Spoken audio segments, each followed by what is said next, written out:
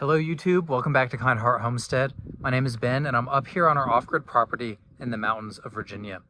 For the past few months we've been working on Cedar's Playhouse, which is essentially just a glorified swing set which has a really large platform built onto it. All we got done for the last YouTube video was the bottom platform. So this time we're going to get the joists framed for the second floor and see if we can get the deck boards up there. But most importantly, we plan to install the beam that supports the handheld rings and the swings so Cedar can finally play on the structure. So stick around and we will be right back.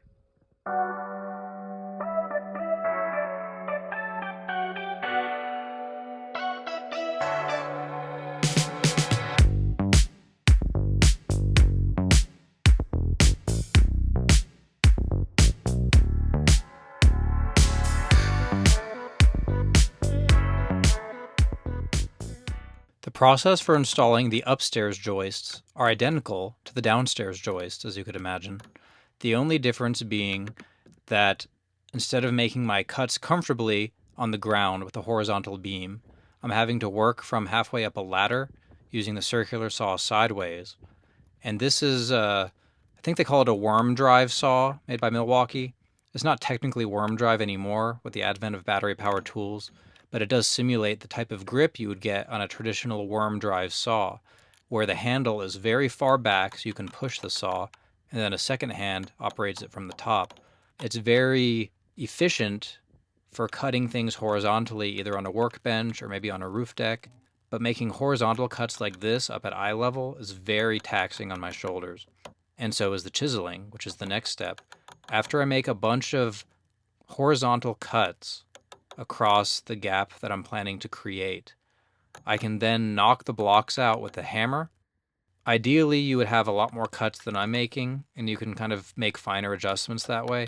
But I've done this so many times, I'm comfortable making just really chunky blocks and knocking them out.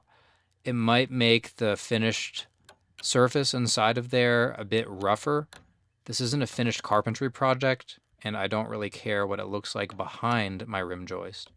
So here you can see I have about half of it cleaned up. The other half is still a bit lumpy, but that's because this hole needs to wrap around to the other side. So you'll see it starts to get cleaned up as I take the chisel around 90 degrees around the corner there, and I'm taking the material out there because the rim joist should be continuous all the way around the deck space. And while they don't technically have to be recessed into the posts like this, I think it's going to add extra bit of strength so it doesn't have to rely on the fasteners as much. I've talked enough about the chiseling now, so let's get back to how I operate the saw so you can see that in a close-up. I decided to do this one a bit differently just so you could see in more detail how this works.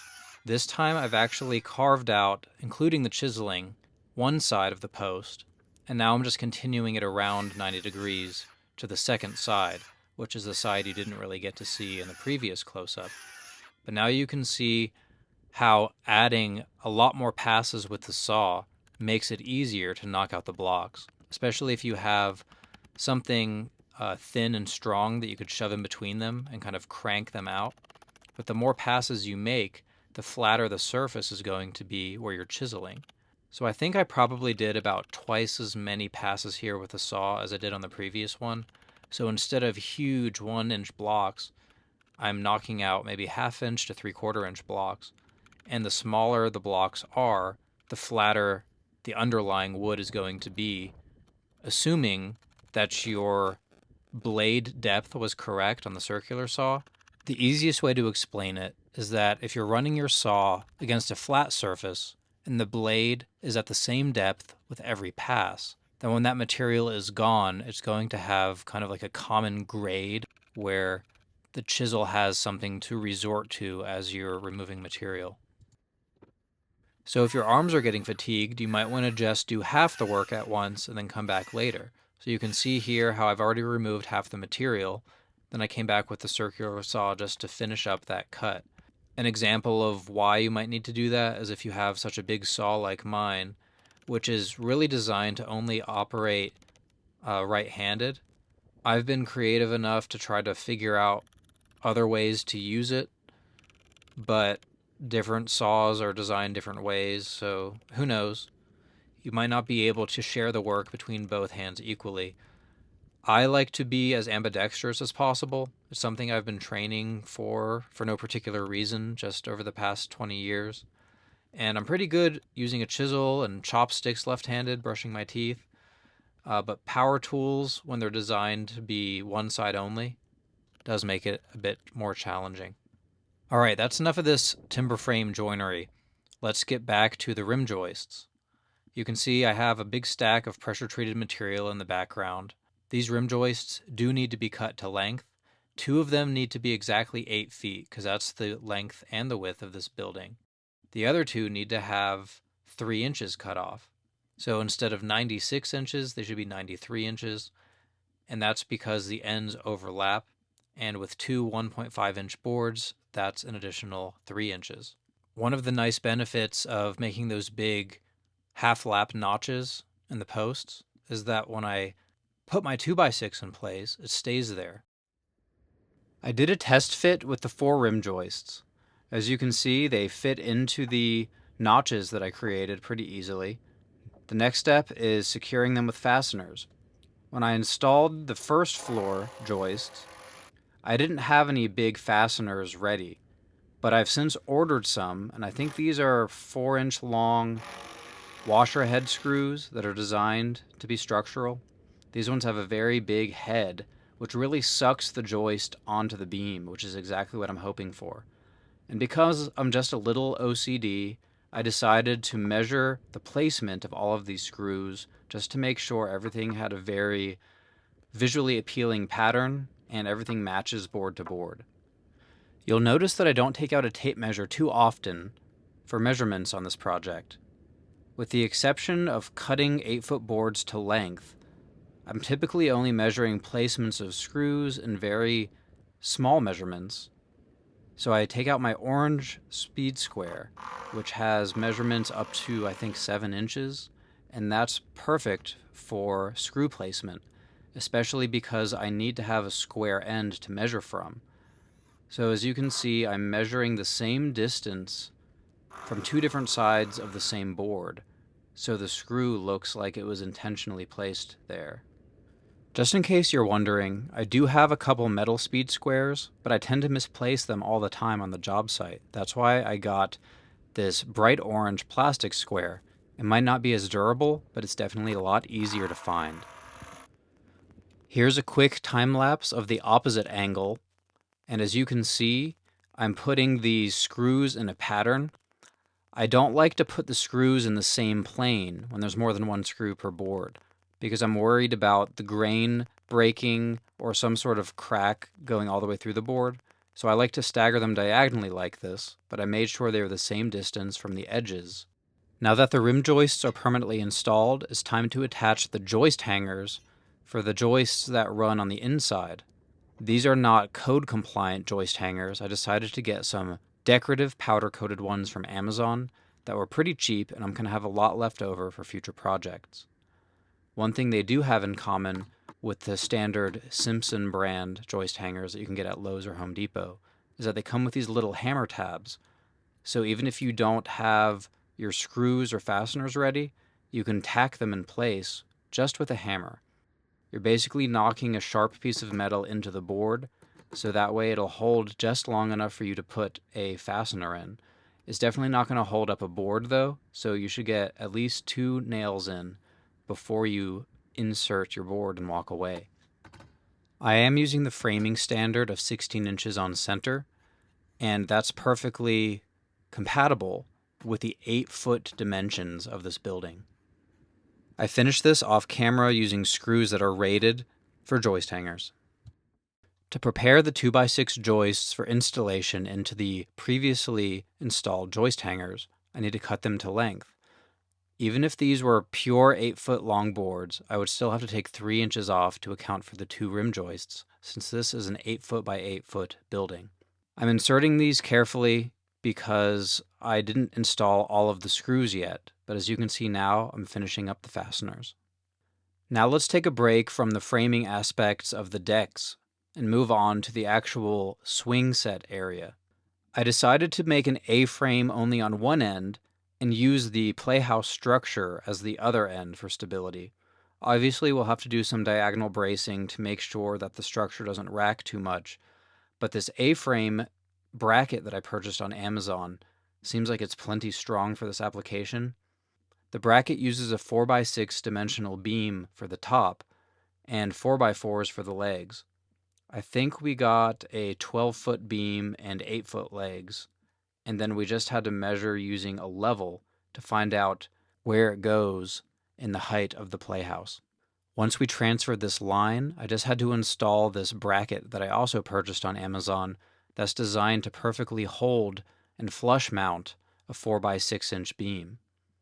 All of this hardware came with its own fasteners. So this 4x6 socket came with some screws that I thought were a bit too short, so I ended up using some of those big washer head screws that you saw earlier, and then I filled up the rest of the holes with the included fasteners. But this big metal bracket on the end, it came with a bunch of, I believe they're galvanized bolts. I'm pretty confident that this bracket would hold just fine without any fasteners, but I put a couple in just to be safe. I think it's excessive, the amount of holes they have, but maybe in the future I'll fill them up. It's the next morning. We had that massive storm last night. It was mostly a windstorm. We have stuff blown all over the place. Our beehives got knocked down. Thankfully, it's still winter and we don't have any bees yet because we are first-time beekeepers. So if you want to see how we figure out all that stuff, subscribe to the channel. You'll get to see it later this year. Anyway, the focus of this video is trying to get the swings and stuff hanging from this 4x6 beam up here. I purposely bought a beam that was a couple feet longer than what we really needed. I think most people get away with like an 8 or a 10 footer. We got a 12 footer because the cost wasn't much more. So now we need to figure out the spacing. I got these really nice hooks where a rod goes all the way up through the top of that beam. And then there's some washers and nuts that go on the top. And I've heard that those can be stronger because they go all the way through than the ones that just rely on lag bolts going up, and those can rot out. I don't know if it's true or not, but I think I have the right size drill bit that can get all the way through that. So I'm going to plan on running the chains 18 inches apart for each implement, whether it's like a bar that swings or an actual swing, and then maybe each of those implements will be 12 inches apart. I'm gonna go ahead and start drawing lines first.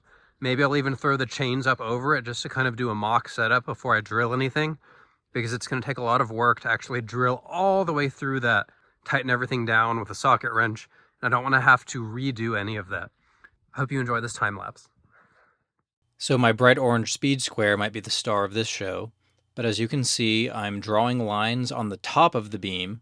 That's somewhere where the lines are not going to be visible later on, but it's an important place to draw it because the top is where I'm actually going to be using the drill bit to drill all the way through the beam to place those new hooks through. So obviously I need to be able to see it where I'm drilling, but just like I mentioned before, I'm hanging the chains from the beam just to visualize where everything's going.